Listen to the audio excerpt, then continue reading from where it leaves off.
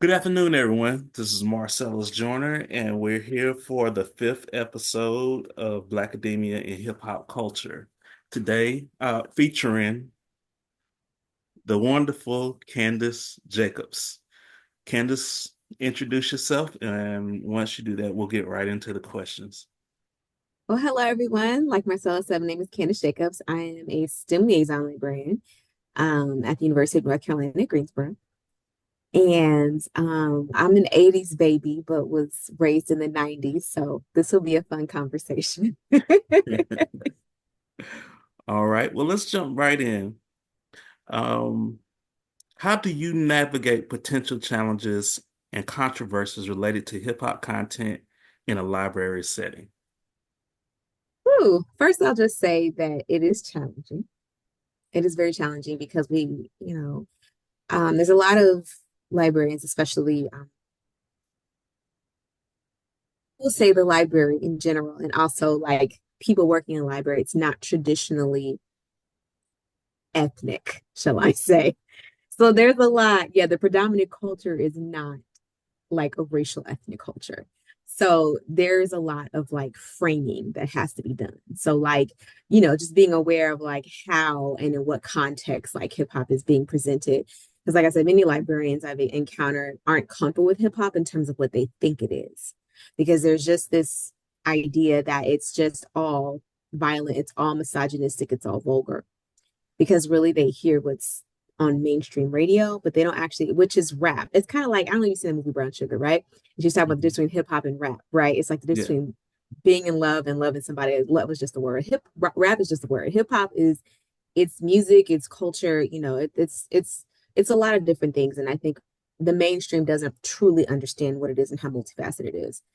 And I also say like, exposure as like I was saying, traditional library setting, traditional library staff, they're just not used to the exploration and expression of diverse cultures that are not 100% like the predominant or mainstream culture. And so just, some work will need to be done for all stakeholders really to understand and to like accept hip hop as a valid form of expression and culture. And just like Black culture, hip hop is not monolithic. And I've heard, librarians say, like I told you, they think it's just violent, misogynistic, and, vulgar. And is some of it like that? Yes.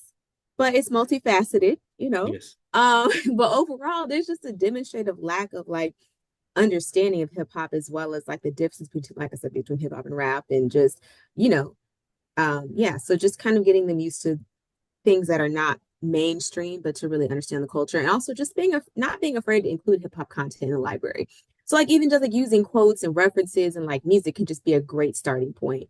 And also asking students how they feel about hip hop and just run some ideas by them in terms of like programming and stuff like that. Because I'm sure they would love to have like a local hip hop artist or whatever here, and because I mean, think about it. If they have poetry slams on campus, why can't they have hip hop? It's You can't control what's in the poem. You don't know what's gonna come out of that poet's mouth, right.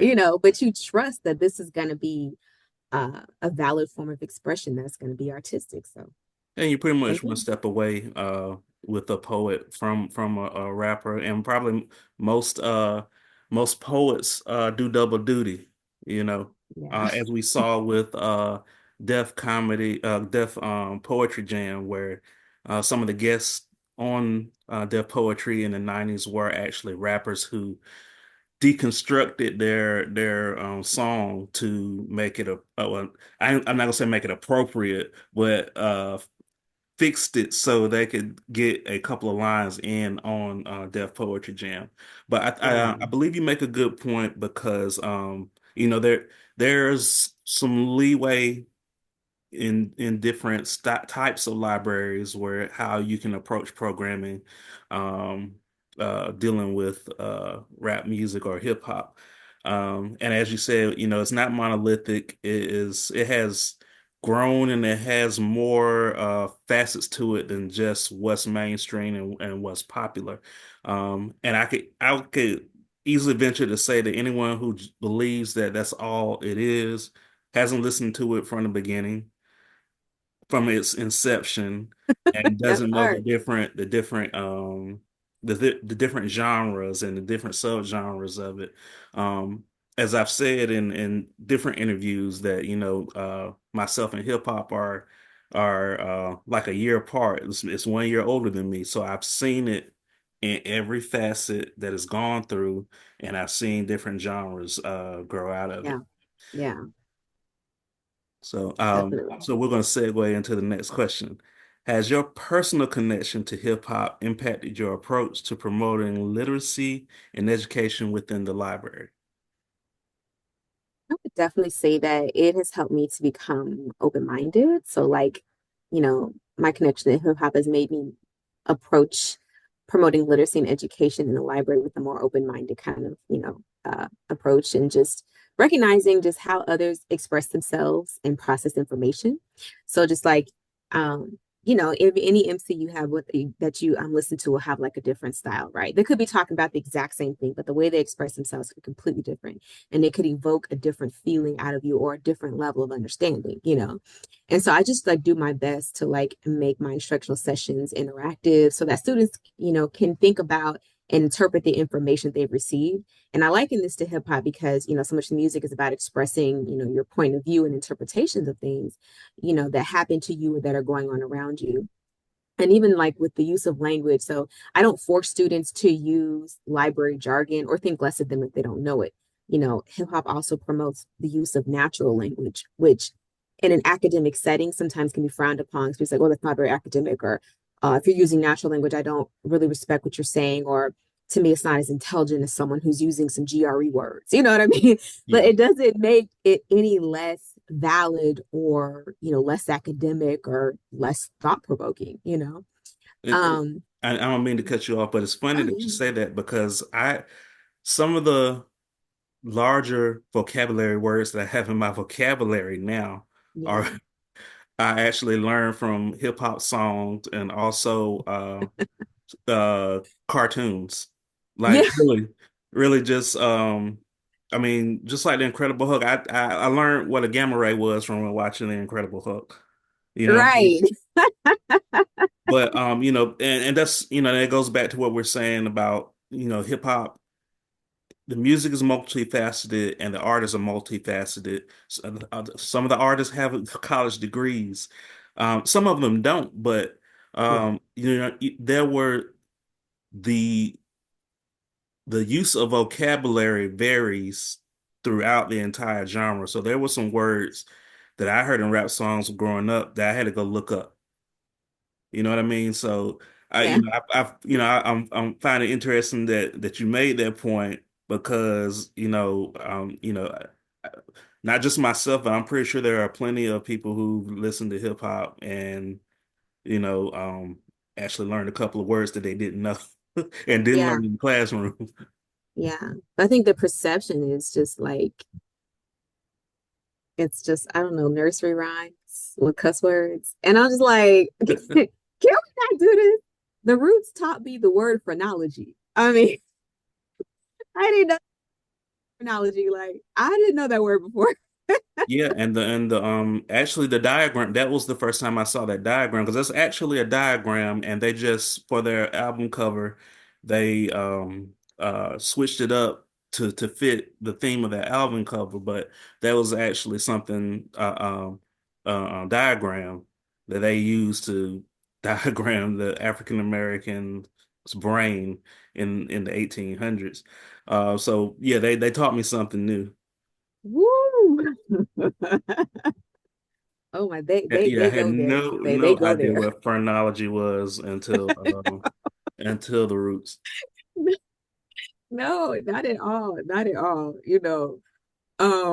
Yeah, and I think also it's just kind of, in terms of like diverse voices, like, hip hop has really encouraged me to encourage the reading of diverse literature written by diverse voices. It's just important, for as many experiences and realities to be experienced and explored as possible. And um, so many times, especially like in academia or even just whatever library, kind of library you're in, a lot of times there's a primary voice that's kind of pushed, even a narrative. We promote free reading for the most part.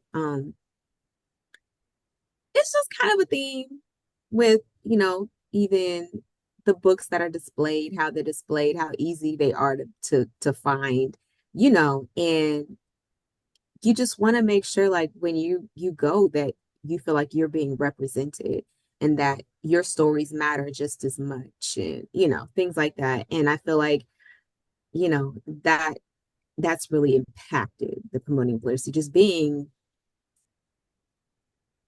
aware, you know, just increasing the awareness and the level of consciousness about even like if there's a black face put on the cover of the book, but what are they talking about?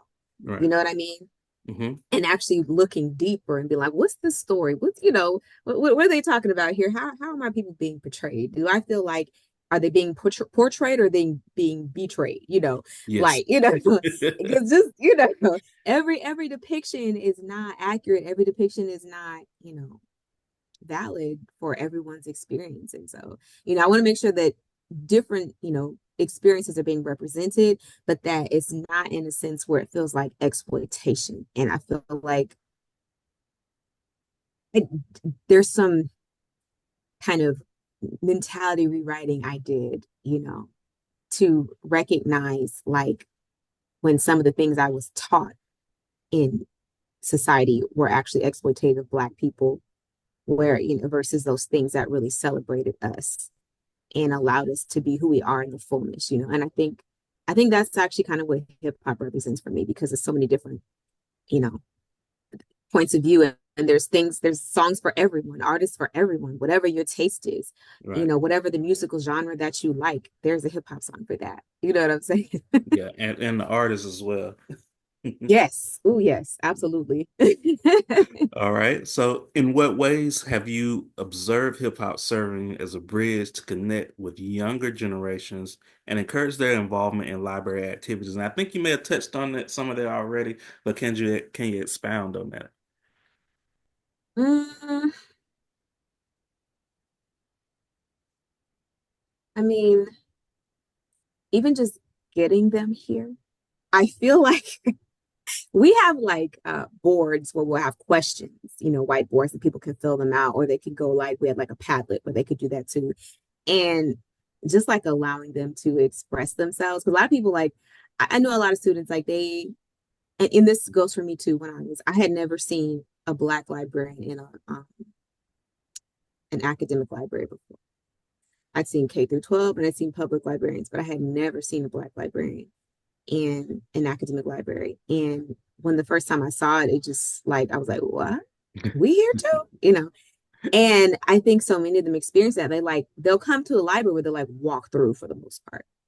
So something, you know, but it's just kind of got to, you know, just being aware of like kind of, I don't want to say like what catches their eye, but just inclusiveness and being like, okay, do I have what you need? You know, so you can actually feel like you can come to the library and be welcomed and that there's something here for you that you'll, you know, be able to enjoy, relate to, things like that, that you'll be able to see yourself represented. Um, and not just feel like the library is just for a certain demographic or it's just for a certain age group, you know. And I feel like that's something too. Because I also think about it like the students that are here now, they were in school during COVID.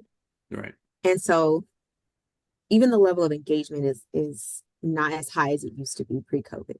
And so we have to be extra vigilant about actually like letting them know what services are here. Hmm. Building partnerships with other departments that help, you know, serve certain demographics and be like, actually, do you guys have the resources for this? So can we partner with you, you know, to do something that is going to be of interest to the students, that's going to get this younger generation into the library and interested. And once they're here, we can show them what we have, but you know, make it a place where they actually want to be. So I think those types of partnerships have actually been important. And just like I said, like even like relating it to because just be honest, for some people, they if it doesn't feel academic, they don't feel like it has a place in the library. And their Hmm. ideas of what's academic are very stringent. And they don't even see all forms of expression as being academic. But I'm like, listen, again, like y'all like poetry. You know what I mean? Like even spoken word, like a lot of hip hop is really spoken word. A lot of people just like come off the dome with their lyrics, and somebody has to write them down for them. because they're just that's just how they flow. And I feel like, giving even just exposing students to that, and if that's something they're interested in, to help them relate to coming to the library and be like, hey, actually, there's something that I'm gonna like that's here. And yeah, so that's because I just try to do that. Partnerships have been really important for that, Yeah. and letting them know my vision and do you have ideas? What have students been telling you? And so we can just kind of make that happen. Yeah, and there's something that you said that I want to kind of draw from right now because you pointed out that even when you were in library school, you saw, well, not library school, but in undergrad or graduate school, that you did not see a lot of black academic librarians.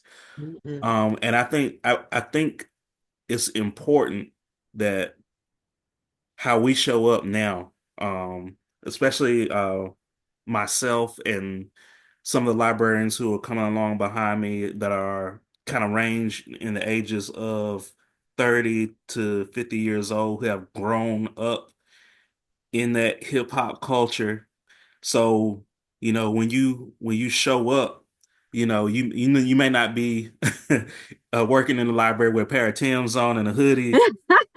Only on Fridays. So look at Yeah, yeah, and I mean, yeah, and see, that's the thing. Like, I try to show up as my authentic self yes. every day, um, Hmm. even when I have on a tie. But I want to bring myself to the forefront, as for how I dress, the way I express myself, because hip hop influenced me, um, and I think as the genre of music took off, we didn't foresee that you had uh people who were listening that were going to end up growing up to be lawyers, doctors. Yeah. You know what I'm saying? So there, you can see elements of it, even when they're in their place of business or their place of work. So when a student shows up, and they're in this new generation coming up, and they see a hint of B-boy or B-girl in you, or Yeah. if they see that librarian working there, and has been influenced by Lauryn Hill in her dress and her style. You know what I'm saying? Hmm. Yeah. I think that's very important, and I'm glad that you brought that up about who they see and what they see when they come to the library. Yeah. Oh, absolutely. I'm just like, listen, whether we know it or not, we just by going to work every day, we're influencing somebody. And, we're somebody's role model. Even if they don't even like know us personally, they see us and they're like, hmm, I see her doing this. I see him doing this. Maybe I can do it too. Or here's a way I can do it. I can be my authentic self and still do this. A lot of people are saying, like, how can I be real and still be corporate or whatever, and not understanding that, like, if you're being who you really are, then you're bringing who you are everywhere you go. But I mean, it's the whole respectability politics thing too. That's a whole other conversation. Right. Right. Be yourself, Yeah. but do the work. You know what I'm Right. saying? Yes. Uh-huh. Yes. All right. So, in what ways do you think hip hop has contributed to social and political discussions, and how has that resonated with you personally? Mm. I mean, I even look at like you were talking about like the inception of hip hop, the many stages that it's been through. And I feel like that mirrors my life in a way. You start off with like a certain perspective, right? Like, when hip hop started out, it was like it was fun, it was party music, right? You Right. just having fun. But then as you matured, you started realizing that there's a world outside of you and your experiences, what's going on in that world. And then so like you had songs like The Message and things like that, that Yeah. were coming out. And even like Gil Scott Heron's before that with The Revolution Should Not Be Televised, it became almost like an urban Negro spiritual, where it's like, I'm getting this, those they would be telling you about what's going on with our people, and in a way that we were like, I understand this. So even if some of the language is coded, it's not coded for us. We get it. You know what Right. I mean? Because we hear it. But yeah. So it's just, it turned into that, and talking about the social and political. climate. And then even I think that's something that, West Coast rap even introduced to, like talking about, life in the hood. And it was just like that wasn't mainstream America. It was like unless you lived there, you Right. didn't know, Yeah. and so it just exposed, I really feel like, the underbelly of America. It exposed sometimes the hypocrisy of the American dream. Who is it for? Who's considered American, Right. Because how are we having such different experiences? How is this allowed to be here? How come, you know, Yeah. I called 911 a long time ago and like, you know, Um, yeah. And I think I'm sorry, about go ahead. uh when NWA hit the scene, since you brought up the West Coast. I was in the seventh Yeah, grade, and I was listening, and they can be harsh and brash, but at yeah, the same yeah, time, I'm sitting there listening to this music, and and there's things that are familiar because I'm like, so I'm sitting there thinking that, okay, so some of the same stuff is going on the West Coast that goes on in Durham, North Carolina. But yeah. also I'm sitting there wondering like how things developed over there. Like how are y'all, or why are y'all living like that over there? It more so raised a flag for me to be like, what's going on with my people in this state Hmm. on this side of the country. Like, because there's commonalities and things that they're saying in their music, but then there's also things that are very specific to their area as well. So Yeah. Oh, for sure, for sure. yeah. So it was more so a level of concern, hearing a group like that Hmm. come out, even for me in my formidable years, because it was more so I'm just wondering like, bro, what's what's really going on over there? Yeah. Yeah. Oh, for sure. And I'll say this too because I grew up in Southern California. I grew up in Altadena. Um, California is probably the most racist place I've ever lived. Wow. There are neighborhoods designated for you based on your race. Wow. And the redlining that people have started talking about more and more here, and then as a result of that, there's food deserts, right? And then there's, that's, I think Cali is well, New York experiences too, but Cali really, really talked about was like police brutality and stuff like that. And it was fueled by racism, you know. Um, yeah, there was a lot. There was a lot going on, the drug game happening, people getting, consumed by it, neighborhoods getting transformed by it, Hmm. the purpose of certain groups, neighborhood groups changed, from territory and protection to making money off of poison at the expense of your own people. So there's a lot that changed. And it just, these neighborhoods that were once thriving middle and upper middle class Black neighborhoods just really started going downhill. Um, because and it just things the prices ballooned too. So it's like you're even pricing natives out. There's so many people there who are natives that can't even afford to buy a home. Wow. Yeah, it's really bad, really, really bad. And so it's one of the reasons I don't live there anymore. I was like, yeah, no, I want to have a, I, I actually want to have something to show for what I work for. But Yeah. yeah, but it was a lot, and I think also too, in terms of like how hip hop has contributed like social and political discussions, like even just like speaking truth to power, like not being afraid to call out politicians and leaders who are being disingenuous or deceitful. Sometimes the way people say things are like, what? He said, what? But then you stop and think about it, and you're like, even though I don't agree with all of it, there's something in there that we need to talk about because there's some truth to that. Right. And just like fighting for the rights of the Black community as a whole. And I really feel like I think that's why I'm a fan of Spike Lee movies because he talks about that a lot and he uses hip hop a lot in his movies. Of course, a track I'm talking about, Public Enemy, like Fight the Power, right? Yeah. Right, yeah. And that was in like what, Do the Right Thing? Yes, it was. But yeah, and just that could be used as an anthem all over the country. Oh You yeah. know, it could be It used now. it very much motivated me because you think about the contrast of NWA and Public Enemy. I was listening to both, you know, Yeah.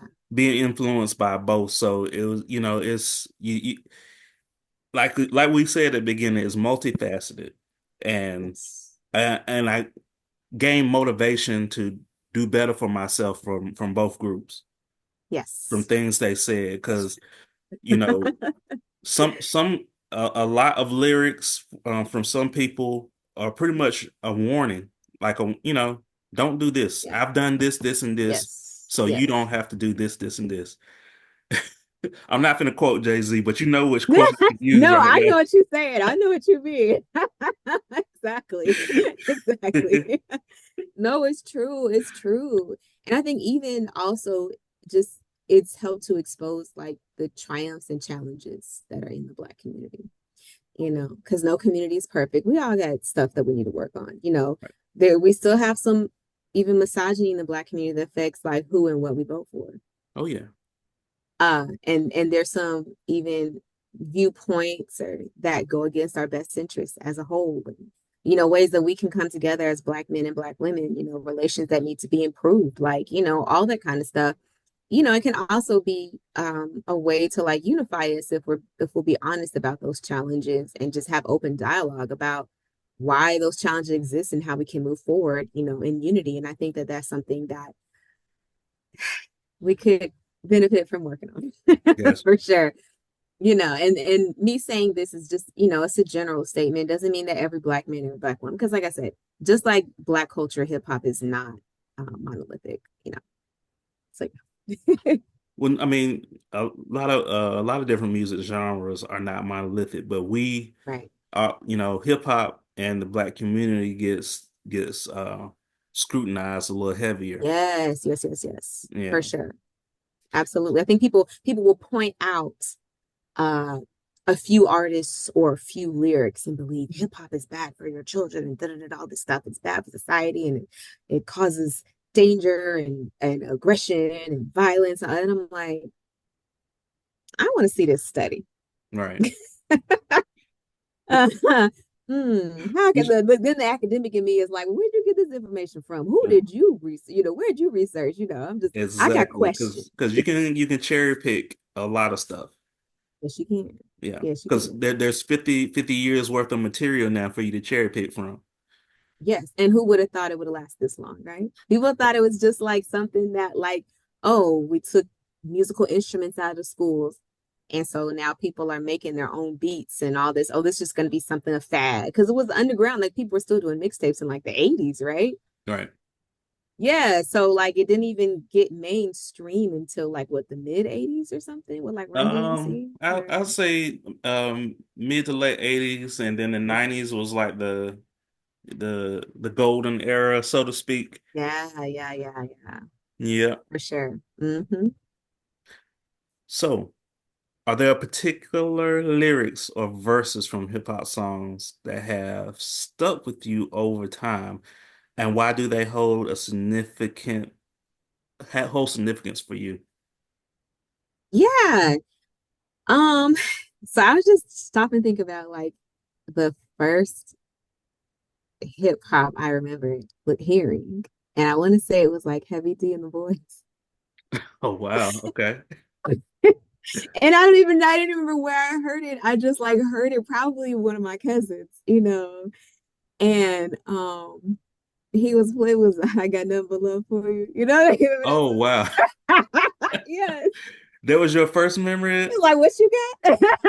Well, no, because I'm Yeah, thinking I'm whatever. like when nothing but love for you. I think I might have been in undergrad, maybe. Didn't that come That out in was like the first. they came out That like was like when 97, 96? I don't even know. But the thing is, like I said, I was born in the late 80s, so went back, I heard that and I was like, I like this, the 90s. This is kind of dope, right? And so Oh it yeah. made me want to listen to more. And so I started asking, okay, well, who are some people, that I should listen to? And so from there, I just really, I watched Living Single. So I was like, hold up, wait, you mean Khadijah really? Yes, she was Queen Latifah. I started listening to, Queen Latifah, and then I, discovered like De La Soul, of course, LL, Moni Love, Diggable Planets, Tribe Called Quest, Salt and Pepper, Outkast, Nas, Brand Nubian, The Roots, Black Eyed Peas, Talib Kweli's definitely one of my favorites. Common, Timbaland, Missy, just and like so many other people. And that's what made me realize how diverse hip hop was. And I was just like, this is great. There's something for every mood, every occasion, every taste, every musical taste. Hmm. And I'm a lyrics person, so what they say and how they say it for me matters. And I really love hip hop and R&B collabs. So actually it's funny, my favorite, like, so I really love music by Eric Sermon, how he sampled Marvin Gaye. Hmm. I just love that song because it explains Oh, how just like I music. yes, it Yes. explains how I feel about music, to relax my mind so I can be free and absorb the sound that keeps me round, doing my thing constantly, no worries, like that. Steve I was just Murray. like, oh my God. I was like, yes, somebody wrote a song for me. Like, this is Yeah. how I feel. Because I Yeah. don't go a day with that. I always have music on in the background. Like, I'm always listening to music and singing, just like that's my favorite thing to do. So Oh I yeah. just like, That yes, that ride yes. to work, that ride to work, you got to get your music right so you can get ready Just for sitting the there day. like, people in the car next to me, like, look, cars next to me look like, what's she listening to? I want to have fun. And then, Hmm. yeah, so like stuff like that. And like, I really love like, uh, Talk to You by Talib Kweli featuring Bilal. Okay. And like, Just Another Day by Queen Latifah, right? Hey Lover by LL, because, voice and them, but it samples my favorite Michael Jackson song. Right. So I was just like, this is amazing. you like that. And for me, that's what, it held significance for me because, um, like I said, that particular song, music is just like, it just really defines how I feel about music and, how passionate I am about music. And so I'm just like, I can rock with this. I love this. Yeah. Oh, that's And that awesome. came out when I was in high school. I think well, the message was the first rap song I ever heard. And what was crazy was I think I may have been like 4 or 5 years old, Yeah. and everything they were talking about in that song, I could literally see like in the neighborhoods I grew up in.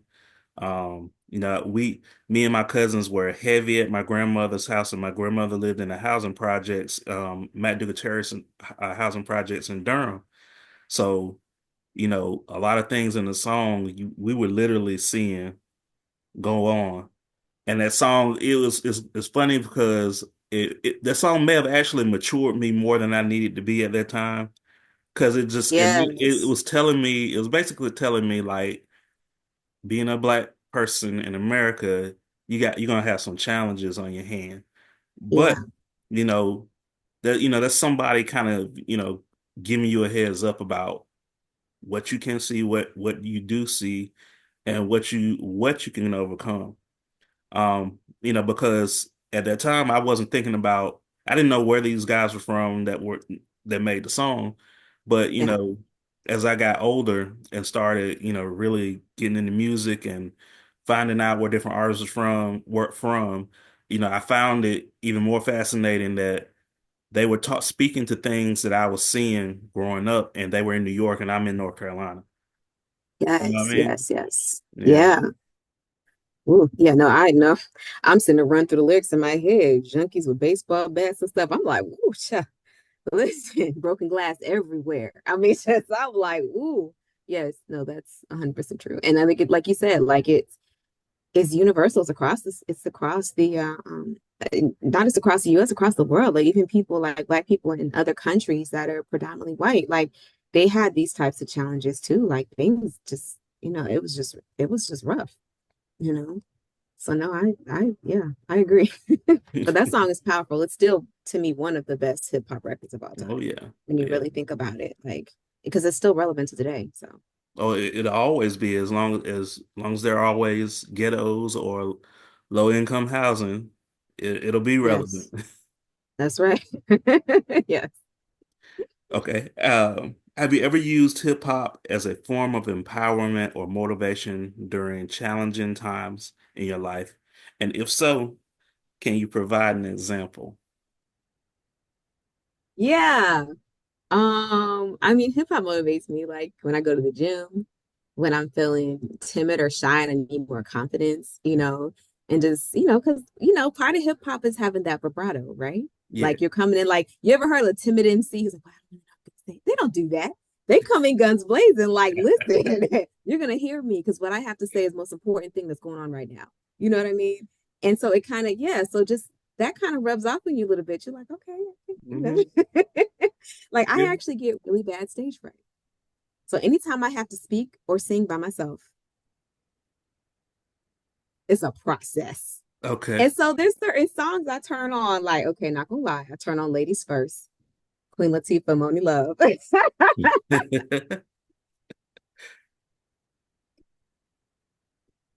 just gets you up and it's just yeah, it just motivates me to be like, you know what, listen, what I have to say is valuable, it's worth hearing. I need to present it with confidence. I'm deserving of having confidence, because Hmm. sometimes, it can be a little hard, especially when you're just like, "Ugh, I'm not having a good day or whatever, or something you're just uncomfortable with and you don't feel your best. But just, turning on a good record like that can just really, you know, just really improve your mood, and it gives you that vibrato that you need to actually, get your message across. Yeah, there's plenty of times that I'm listening to Slam going to work by Onyx. Yes.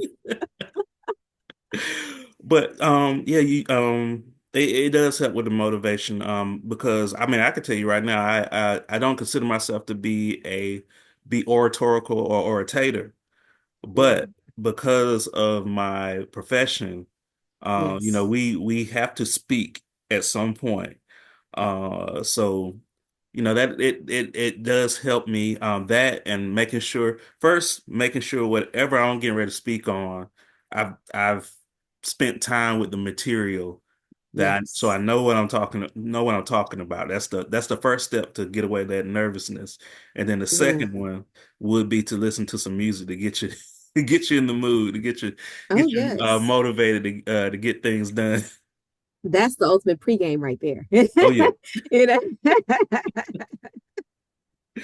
All right. Yeah, absolutely. Turn on some Eve. Now look at who's that girl? No, look at All right. So, in what ways do you think hip hop has bridged cultural gaps and fostered connections between diverse communities? oh man, I really feel like having it even on mainstream radio has just kind of given a portal into a piece of Black culture. And whereas before people were like, I don't know, almost like, I don't know if you've ever experienced this before. Like you walk into an establishment, you're like the only Black person there, but you're mingling with other people and they're kind of looking at you like,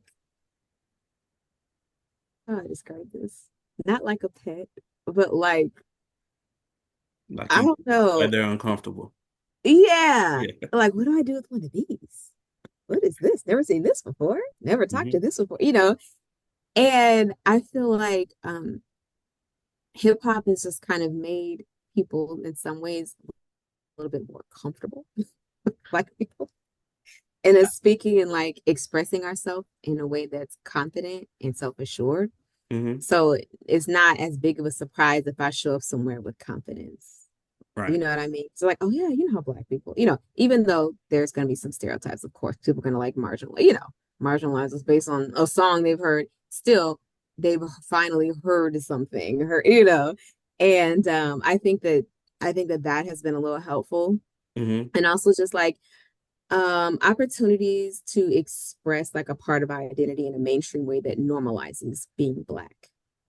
Um, so even like if I show up like how I look on the weekends, I got on my giant earrings. I got on my jeans. I got on my boots. You know what I'm saying? Like people like if they see me outside, they be like, you know, but because these images have been shown, it's not as weird. Maybe you Hmm. think it's a little weird on me, but in general, it's not as weird. Like I don't get the stares that I would have gotten like 10, 15 years ago, you know. Yeah, because they're like, okay, so this I've seen black people do this or do that. You know what I mean? Yeah. Even if this is stereotype, I've seen it, you know, and also just kind of gives other people, in my opinion, expression freedom to express their culture. Right.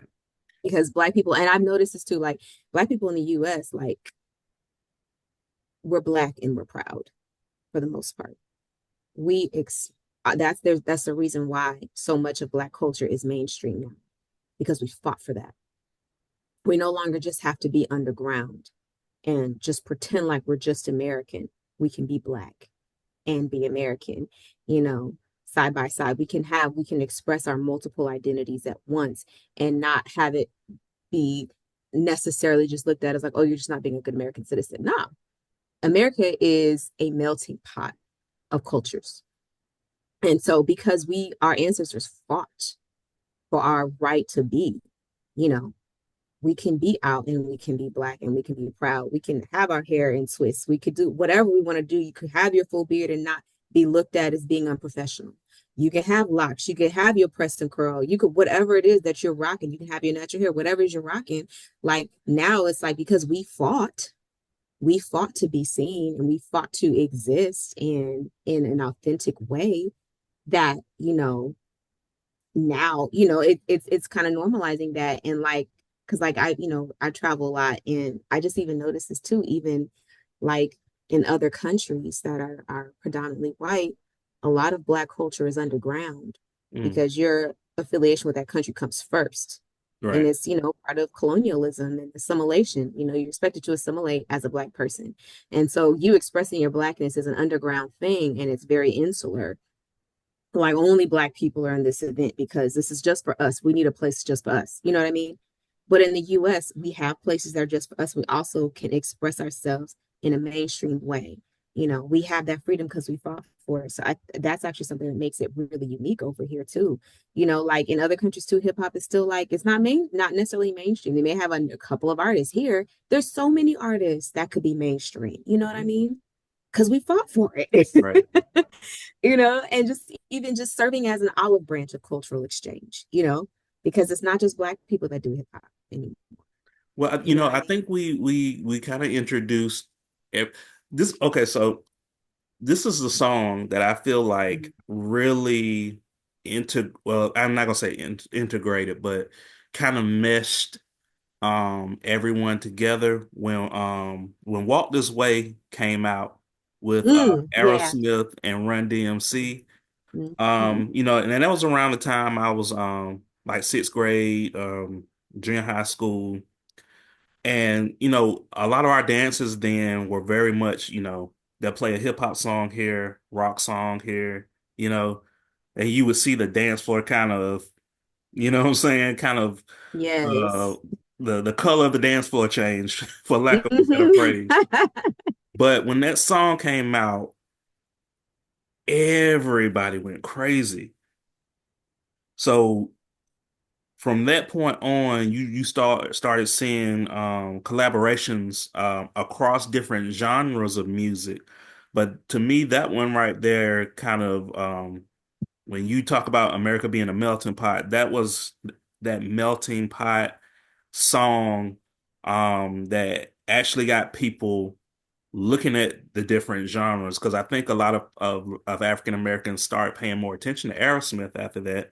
Even Yeah. if they weren't buying their entire record, they were their ears were up because they wanted to hear what else Aerosmith was doing, and vice versa. So I think Yeah. I think that's one of the songs that kind of really really got into the blood of the American culture, not just African American, just the American culture, period. Um, Yeah. you know what I'm saying? It's to me, it's just one of those watershed moments in hip hop Yeah. history. I agree. Like I even saw I was watching Tamron Hot show and like she was interviewing Eve and Eve was saying how like when she did Let Me Blow Your Mind, right? With Gwen Stefani, Oh yeah, how that's one people of were my like, favorites. isn't it good? It's so good. And people were like, Gwen Stefani, you gonna work with her? And she was like, yeah, she's dope. And there were some people who still just weren't because I guess they didn't listen to No Doubt. You know, being from Southern California, I love No Doubt. But so I knew I was like, oh, it's gonna be amazing. And then it was. And people were shocked. Like they were even shocked that Eve knew who that was. And I was like you were saying, like with Run DMC, it just seems like an unlikely pairing. Right. But it actually made a really, and it actually exposed more people to both of their music, and showed like that you can have that. I mean, now even like Cardi B is like collaborating with like Maroon 5. There's just so many instances now. And even like with the hip, like I told you, I love the hip hop and R&B collabs. And more and more people are doing that nowadays. And it's just like it's like, okay, cool. And it's acceptable now. Whereas before it wasn't, which was like kind of crazy to me. But yeah. All right. Are there any specific hip hop artists or subgenres that you feel a deep connection to, and why do they resonate with you on a personal level?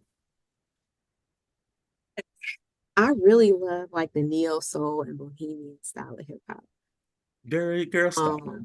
Yeah, you see, look, don't always have my hair national. Look, letting these two strands talk for themselves. Those ways. No, but I just love like socially and culturally conscious subject matter in lyrics. And these genres too, they also just explore like the full range of emotions. You know what I'm saying, and the human experience. So like that's that for me because like I said, like I pay attention to the lyrics, and I'm thinking about what I would even relate to because I grew up a suburban Black girl where sometimes a lot of times I was the only Black person in my school or in my school, in my grade, or, Hmm. in a certain activity I was doing.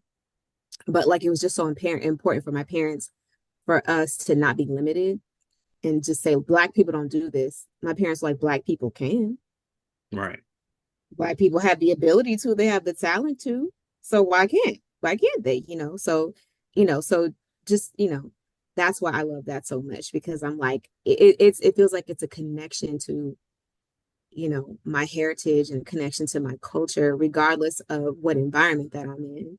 And it hearing them express themselves the way they express themselves, it just really makes me like it makes me more comfortable with expressing myself. I mean, like I said, I mentioned that song Just Another Day by Queen Latifah. I love that song.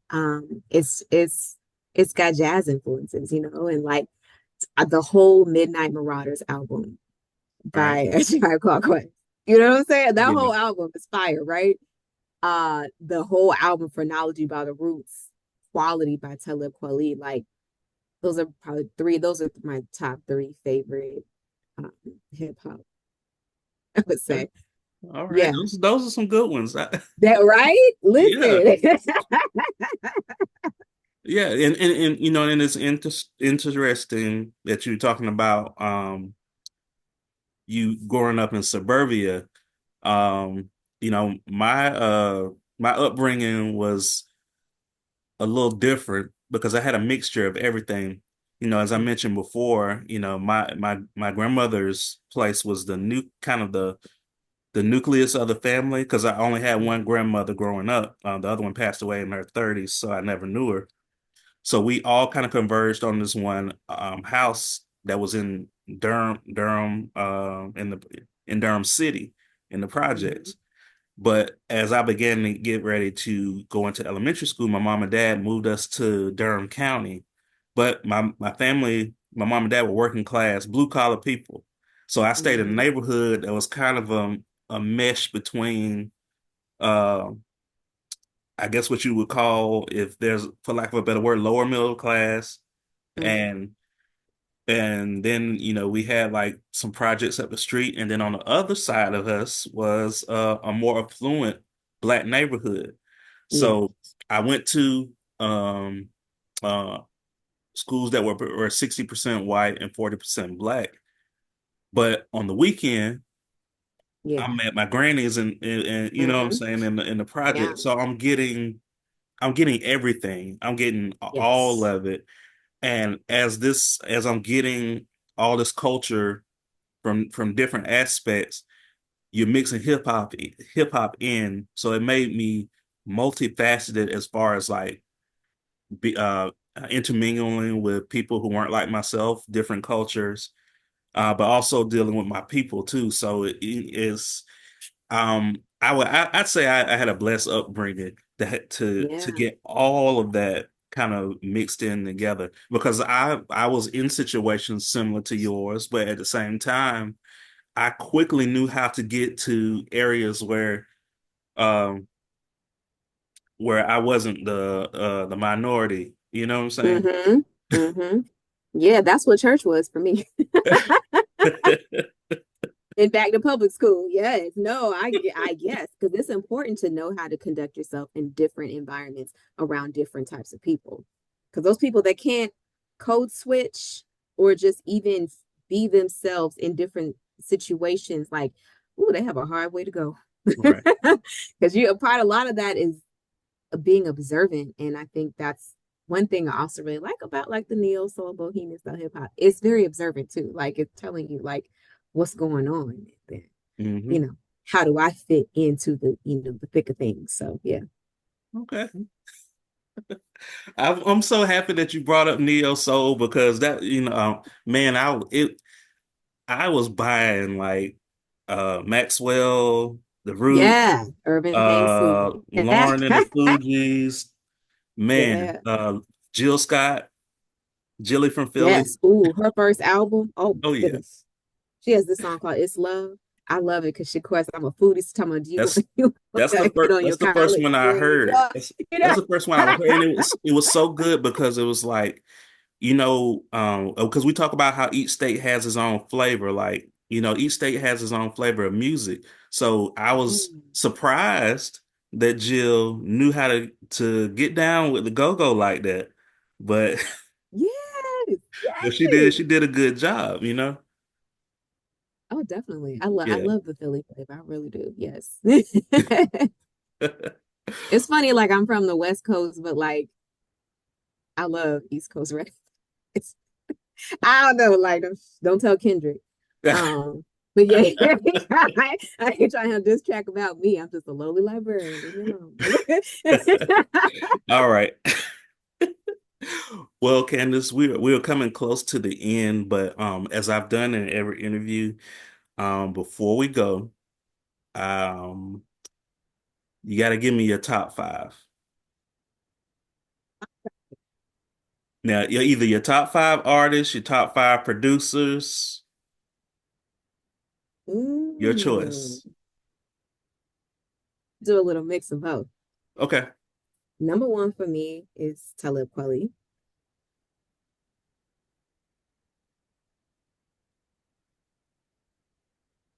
I love me some Queen Latifah. Um, Pharrell and Nas. Okay. All right. Yeah, Nas is an excellent choice. I'm surprised he was number five, but those are You your know what? no, It wasn't that's your exactly in top five. order.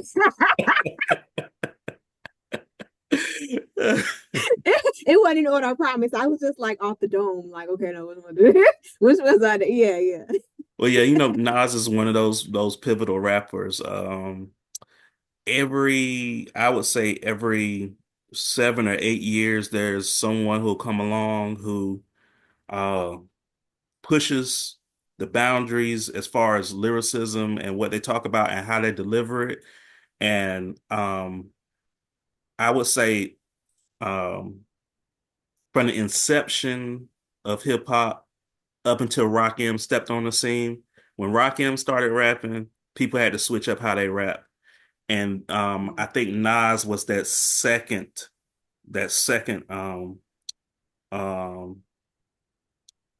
insert into how people had to step their game up lyrically because once Nas hit the scene, everybody had to change the way they were doing things. So Mm, that's why I really like Nas because we're he may be slightly older than me. I think he may be maybe a year or two older than me, but he came mm, out, I believe, my senior year in high school. So, Yeah. I was really, I was all over that because he just Yeah. sounded like anyone else. Was that album Illmatic? Yeah. Yeah. That's one of those Yeah. ones you just stream it or whatever medium you using to listen to, you're gonna listen to it from beginning to end. I think was it put in like it was preserved or something like that? Because of its like influence and like basically its value to the culture or something. Was it the Library of Congress or something like that that Yeah, I'm pretty sure it's at the preserved Library it? of Yeah, Congress. Yeah. yeah. And I was like, go ahead. I Yeah. agree with that. Yeah. Oh yeah. Well, we've come to the end of our interview. Candace, I appreciate you coming through and talking with me. And we will sign off. Yay. Thank you so much for having me. Oh, This was you're so much welcome. fun.